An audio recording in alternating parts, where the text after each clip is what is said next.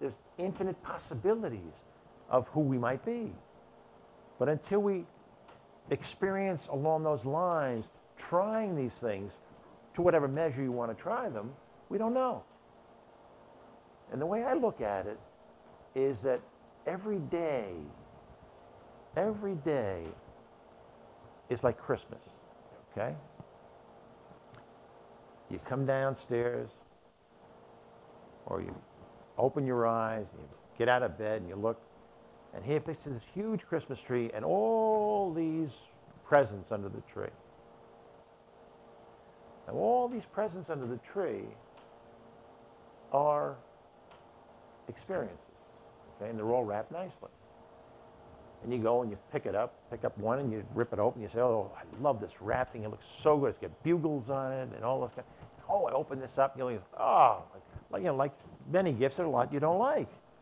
You know, somebody bought it for you, but you didn't like it, but you don't want to say anything. But here it is, now it's life. Here's that thing, and you look at it, oh, God, I hate this. This is terrible. Well, that's an experience.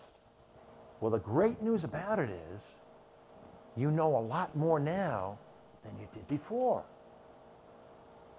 And what's even better is that you can do something about it, because all you got to do is what?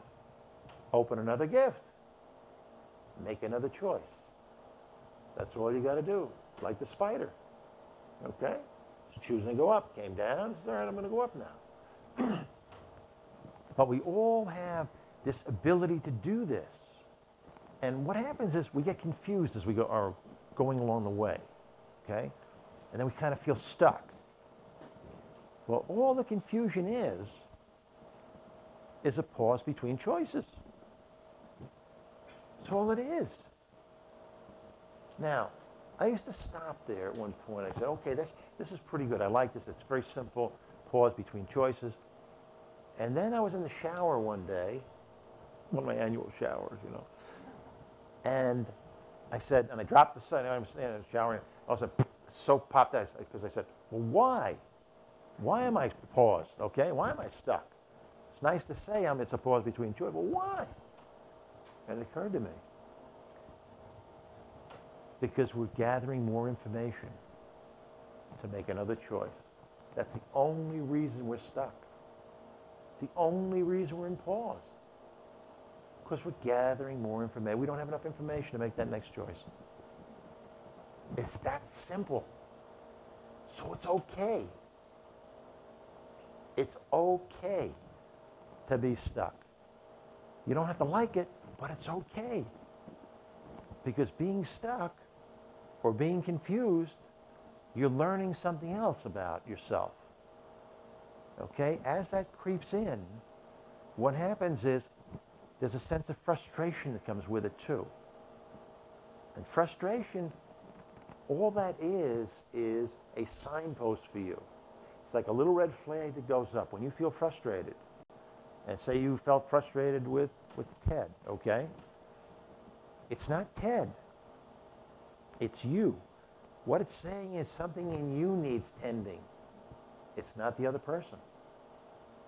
Now, the good news is, and the same thing with the being stuck, okay, or being confused, is that you have control over this.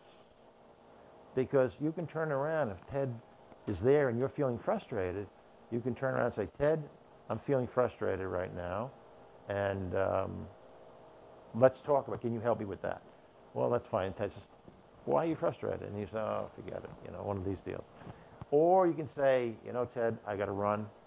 You can change the subject. You can call somebody else. You can do. But the good news is, who's taking control of it? You are. That's the important thing. To know that you can do it. Because you're the only one that can do it. It's like when you're confused, when you're in pause. All it takes is one choice. We have this pause right here. It's exactly what it is right now. As soon as I make a choice, what happens? It's different, isn't it? Can't be the same. Something's been added or something's been taken away. It's different. It changes. And the great news about it is, who's got the control? Who's the only one who can make the choice?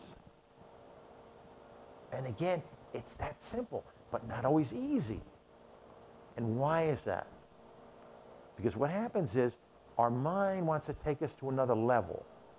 It wants to say, okay, that's fine, but what about this? Okay? Or the mind gives you, the female and another thing, okay? And it's looking for trouble at that point, okay? And that happens. But if you understand this is how your mind works, your mind has a purpose.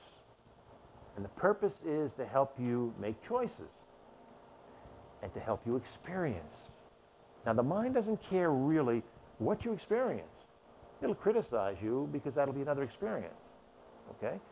But its job is just to help you get experiences, make choices, the process, right? You have this free will in there, so you're free to do this all the time. But the mind will take you away, take you to places that you don't feel comfortable.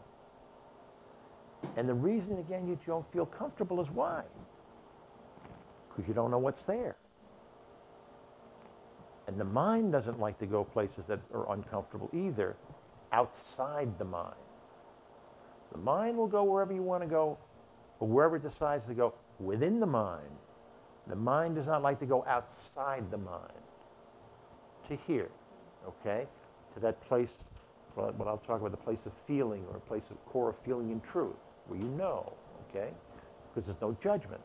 Your connection to the infinite. And the mind doesn't want to go there because the mind has no control there. And the mind wants to control.